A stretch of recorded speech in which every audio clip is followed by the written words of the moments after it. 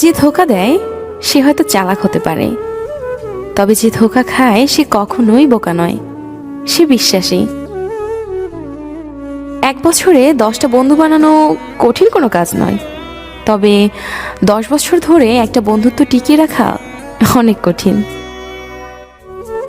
সম্পর্কটা দুজনের হলেও যদি কেবলমাত্র একজন সেটা টিকিয়ে রাখার চেষ্টা করে, তবে সেই সম্পর্ক কখনোই টিকে না। কারো অবহেলিত ভালোবাসার থেকে জীবনে একা একা থাকা অনেক ভালো।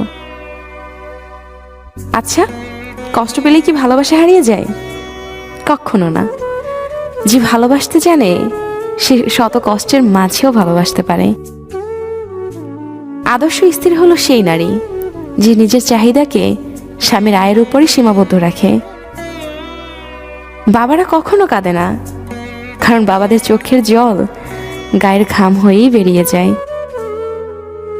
যতদিন তুমি অন্যদের কথা সহ্য করতে পারবে ততদিনই তুমি ভালো, প্রতিবাদ করলেই তুমি খারাপ।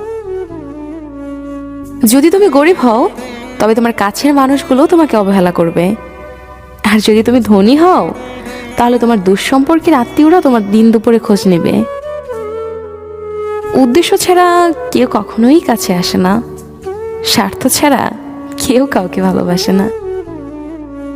নিজেকে এমনভাবে সাজিয়ে নাও যেন তোমাকে একা করে চলে যাওয়া মানুষগুলো তোমাকে দেখেই একদিন আফসোস করে।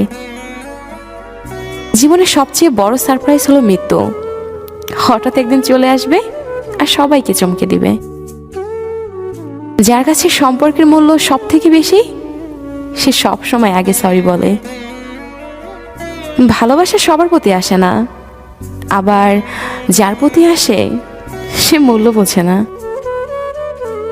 যাদের মনে মায়া বেশি তাদের জীবনে কষ্টটাও একটু বেশি। কাউকে কখনো খুব বেশি আপন ভাবা ঠিক না, কারণ আপন মানুষগুলি কষ্টের কারণ হয়ে দাঁড়ায়। না পাওয়ার ব্যথার থেকে পেয়ে হারানোর ব্যথাটা একটু বেশিই হয়। মূল্যটা সবাই বোঝে, তবে হারিয়ে ফেলার পর।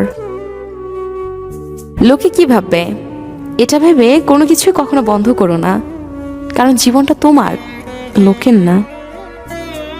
একমাত্র মাকে জড়িয়ে ধরার অনুভূতি পৃথিবীর সব অনুভূতিকে হার মানায়।